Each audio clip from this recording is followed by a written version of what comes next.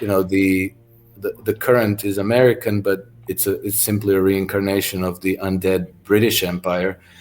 There's a long tradition of assassinating people who come in the way of their Eurasian geopolitical strategy. And so Fico wouldn't be the first one. We already know who pulled the trigger, but why and who put him up to it, we don't know that, and maybe we'll never know. But he's not the first one, and there's been many leaders who have been assassinated in the past.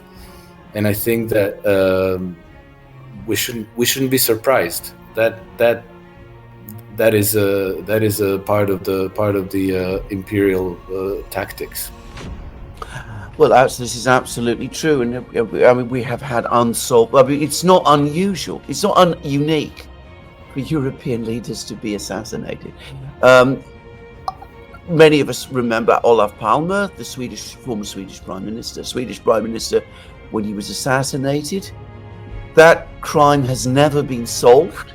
The way in which the investigation was conducted was extraordinary and almost calculated to fail to achieve an outcome, if I may say.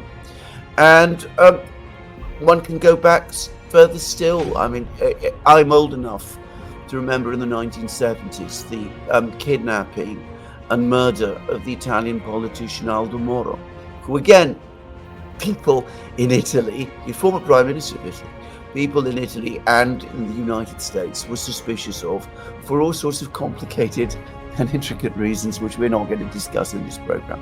So, there have been cases like this. And of course, there have been cases of all kinds of cells and organizations created post-war in Europe. The Operation Gladio thing is well known. I mean, I think on this subject we also need to mention.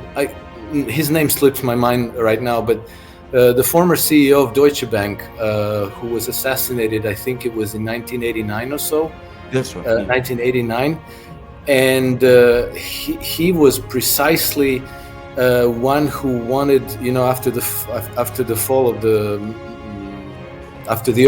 with the opening of the communist bloc, he wanted to drive towards integrations of German economy with the Russian and Eastern European democracies economies, and so he was assassinated for that reason.